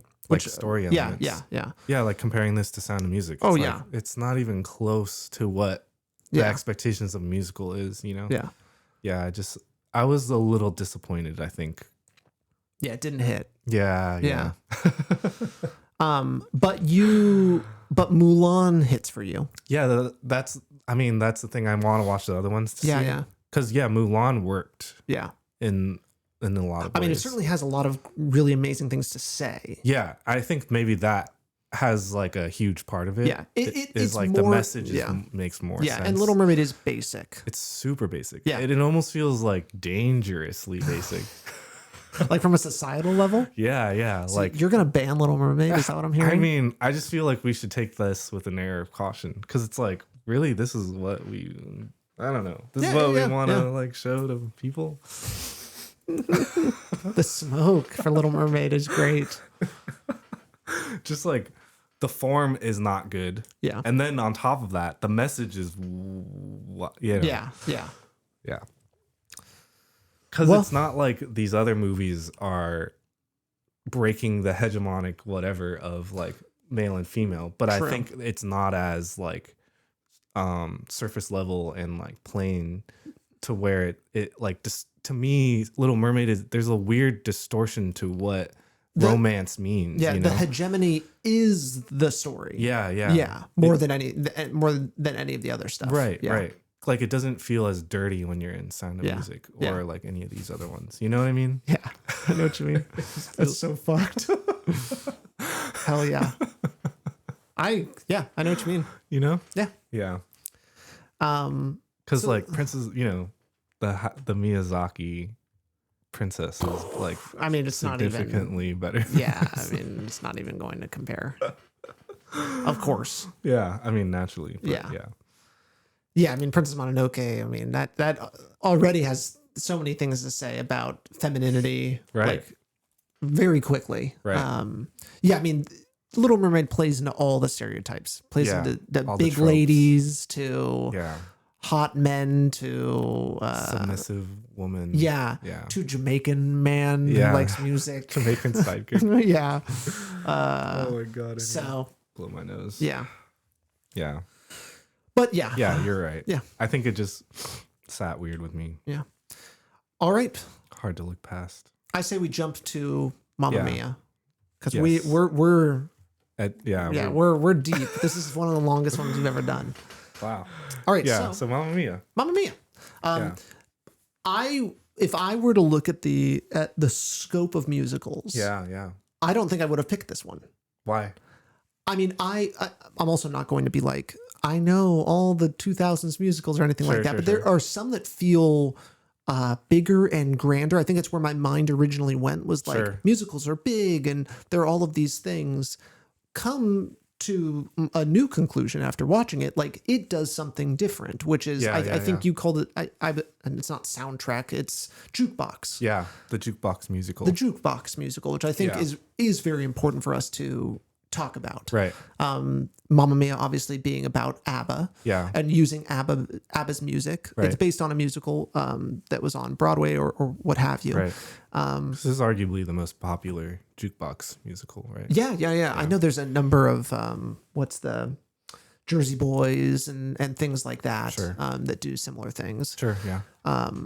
But it's interesting to use music from an artist, but as the story, which is interesting, which I highly doubt it was the intention of ABBA that this was what was going to come out, but it's a really interesting exercise to try to connect all the dots and come up with something interesting. I think that's like the most interesting part, I guess, is like how they're able to playlist a thing into a story. Yes. Because I'm like, whoa, that's you're basically bridging meaning between all these songs through this narrative thing. Awesome. Yeah. And this movie is over the top. Yeah. It if I were to say which of these feels like the most like what I would go see on stage, this one feels like the one that I would see most on stage. Sure. Because it also has a very manufactured set. Like it's very clearly a set. Yeah. And the numbers also feel very like the fact that like the members of this community, the chorus. they just like show up sometimes and start singing and stuff like that. So you're starting to get more than any of the others, like really breaking everything. And that the world is music and everything. Yeah, everything is it's like how a musical would be on stage. Exactly. Yes. All the characters like break out in the song at different points. Right. They're all supporting this building, and it also feels like it's the one where every character gets a number sort of thing too, which is very musical on stage sort of thing. It's like, all right, we're going to hand out a number here, The and like C character gets a bit. Yeah. So so we get, I love ABBA music, so I was really happy to go down in this world, because I was definitely not expecting when I listen to ABBA music, I wasn't thinking this. So, but I had never seen this before. Really? I know my sister, who was like on like off Broadway and stuff like that, like musicals and stuff were like really big for her, and so I know it was really big in our house. But for whatever reason, I missed it entirely. Yeah. But I love the three guys, Pierce Brosnan, Colin Firth, and Stellan Skarsgård are great. They're so good. They all play such unique comedic roles. Yeah. All of the actors know what movie they're in. Yep. I think what's also really great about it. They're not trying to do something else. They're not. It's very well cast. Everyone's in a musical. Yes. Yeah. Yes. But yeah. It's fun. I love movies that also have like really seriously manufactured sets. Like it's almost fake, like the sunset and stuff like that. Right. I really enjoy that. Sometimes you get that with Akira Kurosawa. Sometimes too, there are some sets where like the sunset's happening. Yeah. When we eventually watch Ran, which we'll watch at a certain point, there are things like that where it's like, okay. Have you ever seen House? Yeah. I love House. I love House. Because it's literally a set. Yeah. And you're like, what the fuck? It's so and hilarious and great. Yeah, it's so great. And not Sakiyuki Django. What was it called? Sukiyaki. Sukiyaki Western Django. Western Django, yeah. That one had like the set with when Quentin Tarantino was there, like at the beginning. Oh my God. It's I love that. So it was just, I love seeing, and Wizard of Oz has that too. Like I love sets. Yes. And I love really Singing in the Rain. Yep. Yeah, I was gonna say, like, bridging those two movies, like how this movie is incorporating realism and fantasy through different aspects, right? Like obviously there is a set, but it's meant to be like quasi realistic. Yeah. And then something I noticed on this watch was the camera and the lensing and like how it's like dreamy, like the aberrations like add so much character to the image that I didn't really see like on previous watches. Like I've seen this a few times. My mom loves this movie. Nice. But I didn't really acknowledge like how beautiful some of the pictures are, you know, like some of the shots are really well captured and stuff like that. And so, yeah, I feel like in this film, there's a different concoction of like what is fantastical and stuff, like using camera, using the acting styles instead of like the set builds, instead of all these things. So yeah, that's my realism kind of take with this movie is like it's kind of using other aspects of filmmaking to accentuate like fantastical stuff. You know what I mean? Yeah. Yeah. Have you ever seen the second one? No, Yeah. it doesn't exist to me. I read the plot and I'm like, really? Like it feels so Not 'cause what this movie It is. ends up being like kind of a time jump kind of movie, like the past. Oh, we kind of wow. learn more about her relationship with those guys that one summer or whatever it was. And then the present day. But I yeah, see. this one felt like it also just feels like the most fun out of all of them. And Yeah. even though Singing in the Rain, it's fun, but it feels professional fun. This Right. feels like Everyone on we're set just having was a like blast. having a party. Yeah. I mean, you're singing ABBA. So Yeah, exactly. Yeah. And I guess that's part of it too. Is it's like it's songs we sing. Yeah. You know, it's like songs you hear around that you have your own relationship to, Right. and we're singing it together. And I bet that's Right. what I bet it goes so hard. Like obviously I haven't seen it when it's on stage, Right. but I bet everyone It's in the so audience is singing and going Yeah. crazy. And that's kind of the point of these jukebox Right. musicals, I imagine, is it taps into that. Right. The And- community part of the Yeah. filmmaking experience. Mm-hmm. Yeah. So it takes also something that's already beloved and it like what if you Amps already it up. like when you're making a movie or a musical or what have you, and what if you already know what your core is winner? Yeah. Like you just to build on that, you can now kind of go a little funky More, with it, yeah. and be a little more, not be so safe. Yeah. In characterizations and Because you're and, adding just like more layers Yeah. onto the cake Yeah. instead of building the cake itself. Yeah. Yeah. So it's interesting. I've always thought about that when you've got a really good idea and you're just kind of building off of that. This is that. Yeah. You know, it's like it's already a surefire winner. Yeah, because the songs do so much. But then you have like this really, really great story and like all the dance numbers are awesome. You know, doing all the musical things with like having giant like choreography things and stuff like that. The romance, you know. Yeah, it's great. Yeah, it's fun. It's fun. So what where does Mamma Mia like sit in his like Yeah. do you have a thought on that? Like where it's kind of landed us? Yeah, so according to the Wikipedia, we have the 21st century musical, or what is referenced to as the New Age, Okay. or the second classical era. Second classical era. Yeah. Oh, interesting. Because I think so. Yeah, there is a new recognized influx of musicals within Hollywood. True.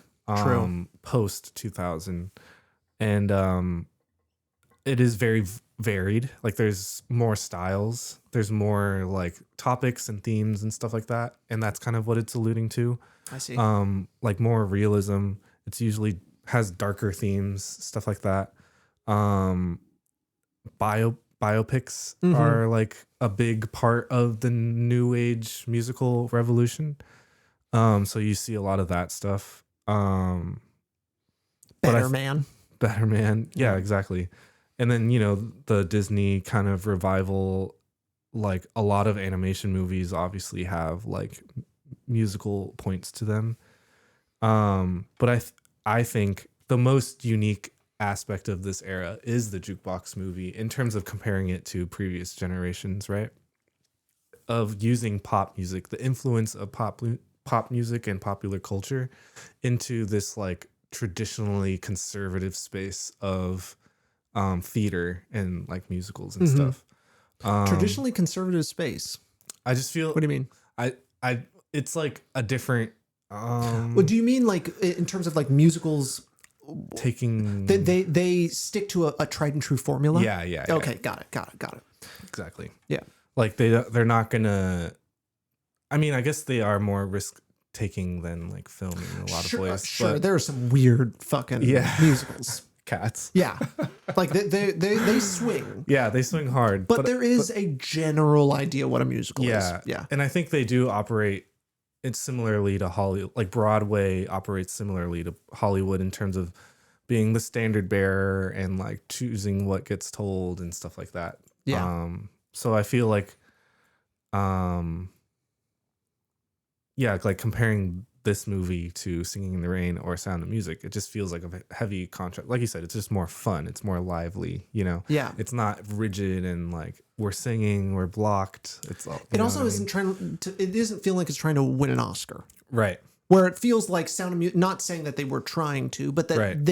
they're competing for that kind of like, that kind of style of movie. Yeah, that echelon. Yes, exactly. Sure, Where yeah. Mamma Mia doesn't feel like it's doing Barbie. that. Yeah, it's just trying to be fun. Even though I do think Barbie was really trying to be more echelon. Yeah. I do think it was. Just kind of with the ending and everything. But Sure, yeah. And what it was trying to say. Yeah. Where Mamma Mia is just like, hey, it's like, yeah, it's just a fun, it's a very enjoyable movie to watch. Yeah. It's like Candy. Yeah. I guess it's like It Candy is like as a Candy. movie. Yeah. Yeah. True. Would be the way I would describe it. I still love it. I feel like it's Yeah. It has. Do you think it's a little more elevated? Yeah, I feel like it's a little more elevated. Okay. Yeah. Just in the way you. I mean, obviously the musical is doing most of the heavy lifting work. Mm-hmm. But I feel like the way the story's constructed, all the actors and stuff like that. Like I don't know, there's something magical that goes beyond like what you would expect from this kind of movie. I feel like it compared to other like rom-com type stuff, it feels a little bit like there's a little extra sauce to it. I don't know. Yeah. I mean, I definitely feels like it definitely feels like a different kind of rom-com, obviously. Yeah. But playing in in that exact same field. Right. Yeah. I get what you mean though. It is Candy like. Yeah. It's just it's having fun. I mean, it definitely gets emotional and it goes deep and it's asking a lot of questions and it's like really dealing with some seriously heavy topics and what these things mean, like and identity and stuff. Yeah. Which is good, and I think it also gives good answers in my opinion too. I think it has really nice things to say. Yeah. That's true. Yeah, with them calling off the wedding and everything. Yeah, because that was the right thing to do, and you kind of know it is throughout the whole movie. Yeah. You're like, I'm like, it always feels like we're rushing into these things. Totally. Yeah. Okay. Well, so the future of musicals. Yeah, obviously, recently we've had Better Man and Wicked and musicals and Disney even musicals like the new Man, Frozen. Oh, did you not know what I was talking about? It clicked in my head now. Yeah. But musicals are hot. Yeah. They're so hot right now. Was Wonka? Oh my God, you're right. Wonka. I guess Willy Wonka as Mean Girls thing. Yeah. Musicals are in. Yeah, they're definitely back. The Oppenheimer had one. Joshua Oppenheimer. What is it called? Oh, I thought you were talking about Oppenheimer musical. Fuck. What was it called? Like, what the fuck are you talking about? I don't know. I don't know who. With Tilda Swinton. Oh! And, you watched it. This is the end or something. This is the end. Yeah. Or something like that. Or the end or something. Yeah. This is the end. Is the Seth Rogen movie? Yeah. So musicals and I haven't seen the end, but I think there is an attempt to like, what does it mean to kind of warp it and change it, and how can we move the musical genre forward? Yeah. Like, what's the next step? Yeah. Which also is really good too. So there's some experimentation happening, and there's also tried and true musicals, and and these tradition of it. Yeah, and it doesn't feel like a musical is, and I think in the history of cinema it hasn't necessarily. I mean, maybe at times, but in general, musicals are for everyone. Yeah, like totally. They the best of them reach absolutely everyone. So it doesn't feel like it's picking and choosing. Right. Yeah. Yeah. And some of the biggest hits right now are musicals. So True. Yeah, I'd want to do like a musical about the student strike at San Francisco State. yeah, Yeah. that would be really cool. Pretty awesome. Yeah. Yeah. Yeah. Yeah. Yeah. With some like 60s rock. Yeah, some jazz, some Jimi Hendrix sort of thing. Bob Dylan. Yeah. Yeah. And then like, Jungle, The book, or what are you talking about? the band and their music videos. No, With no. like a bunch of people dancing. No. Oh man, you gotta watch it. Okay. That's Good like reference. a huge reference, yeah. Okay. Of like the aesthetic and then the sound of the music. And then they have a song called Us Against the World that feels very like revolutionary or whatever. Yeah. So yeah, if I were to make a musical, that would be my go. That's very interesting. Yeah. I just don't know how I would approach that. I'd want to do like Animal Farm as a musical, I think. That would be awesome. Yeah, because it like plays into. For one, I just absurdity. love Animal Farm as a story. I think it's very interesting, and I think a lot of people take it a certain way. And 'cause it's there's so political. it's so political, and it's great. And then you get a movie with animals, and you kind of it can be a musical. That is so you, yeah. There's a few Animal Farm movies coming out soon. Is there? Yeah. Oh shit. Andy Serkis just released the trailer for his. Whoa. And I'm down. there's another one too. But so it's so hot right now, Animal Farm, but it doesn't feel like, I still don't feel like people are, I guess grasping. when I read it, it just felt so much darker and then it's presented, I guess, in so many of these other places. I think there's a lot more to it. I don't know. Totally. I haven't read it, but It's great. have ideas about it. I have here we go. I was hoping this would happen eventually. I could reach back in First edition? first edition Get the fuck Animal out of Farm. here. First edition Animal How Farm, much folks. was that? Like $5,000? No. I found it at a random No. $10. $10. Oh my god. That's probably expensive. Yeah. It's getting so like worn out and everything, You but should preserve that. I know it is. Oh, and so this shit. is how I read it, and it's just That's sick. it's an amazing book. I Yeah. love Animal Farm. That's dope. Yeah. So well, right on. Nice. Musicals. It'll be on our list to go back again. Musicals too. Fill Yeah. in the gaps, or maybe look at another way. Find another way of looking at it too. Yeah, I because don't this know. was the history episode, so Yeah. maybe there's another kind of way to look at it. Angle. Yeah, Yeah. another angle Like versus just history. directors. Yeah. Maybe look into jukebox musicals. Yeah, or even just like the very beginning of musicals, like Yeah. really Oh, seeing yeah. how these things started, like first steps. Busby Berkeley. We Yeah, need yeah. to do. Yeah. So, All right, I'm adding it. well, folks, that we hit a vein when it is almost 2 hours long. Holy shit. Yeah. Dang. We've been here a while. I think we need to talk about Sound of Music. Yeah. What again? I mean, we spent an hour talking about Sound of Music. yeah, I know. Yeah. I think it deserves an episode. It is know? that good. Yeah, because holy shit, if we're talking about it for that long. Yeah, I have a feeling that we're going to keep referencing Sound of Music for a long time It's a to come. formative thing. It is. It feels that way, doesn't it? And to think it was just in a quad like this. Yeah, exactly. Yeah. Very exciting. Because that hasn't really happened, has it? This was the first time we've seen some movies, and we always like toss 250. up. Yeah, exactly. We've seen some like Stanley Kubrick's and kind of like not really give them the time of day because we know we'll come back eventually because they're that good. Sure. This was the first time we're watching four, and we're like, we went through scene by scene almost. Like that's also something we don't usually do. Literally.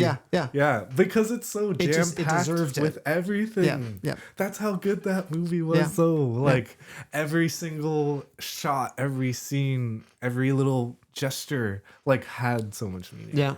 That you could go into it. Yeah, that is quite crazy. Yeah, That movie called for that sort of treatment. Yeah. Versus literally, I don't think any other movie we've done that, right? Nope, never. Boom. So it's a Yeah. special one. It's up there on a. It hit. Yeah. Yeah. Check out the Rap Awards next year. Yeah. True. Yeah. True. Will it hold up? Will it hold out? We need to make like our top Letterboxd 4 yes. like movies Yes. that like we've talked about and stuff. Yeah. Because we have a catalog now. It feels we like. really do. Yeah. Can you imagine the Wine and Reel and Print streaming service? Yeah. Like, Yo, that'd be Jesus. cool. Like Yeah. a movie type of thing where Yeah. like we license the films Yeah. that we talk about. Yeah. That'd be cool. Watch the movie, then watch us talk about it. Yeah. Have the podcast on the streaming Yeah. service. Yeah. Our little blurb about it on the side. Yeah, like it's, yeah. Yeah. Oh, There's that'd always be things. cool. Yeah. That'd be cool. All right, folks. Thanks for hanging out. Yeah. If you haven't watched Sound of Music, you have to watch it. It's legally required, and we'll see you next time. Bye bye.